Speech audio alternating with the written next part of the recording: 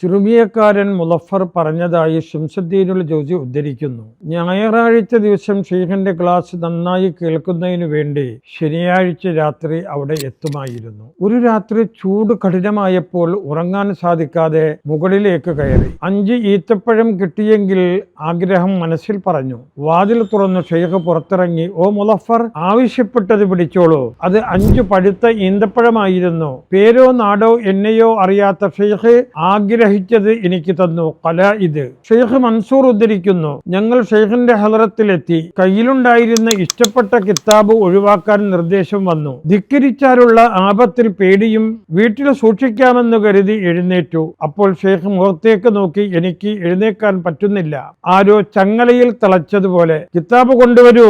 ഞാൻ മറിച്ചു നോക്കിയപ്പോൾ ഒന്നുമില്ല, വെറും വെള്ള പേപ്പർ ആയിരുന്നു അത്. ഷെയ്ഖിന് കിതാബ് കിട്ടിയപ്പോൾ മറിച്ചു നോക്കി, ഇത് മുഹമ്മദ് ഇദ്രീസിയുടെ ഫളായിലുൽ ഖുർആൻ ആണല്ലോ എന്ന് പറഞ്ഞു തിരിച്ചു തന്നു. അത്ഭുതം, ഷെയ്ഖ് പറഞ്ഞ അതേ ഗ്രന്ഥം തന്നെ. നീ തൗബ ചെയ്യുന്നില്ലേ? തൗബ ചെയ്തു. അപ്പോൾ ആദ്യ ഗ്രന്ഥത്തിൽ നിന്നും മനഃപ്പാടമാക്കിയതെല്ലാം മനസ്സിൽ നിന്ന് മാഞ്ഞുപോയിരുന്നു. ബഹിജ.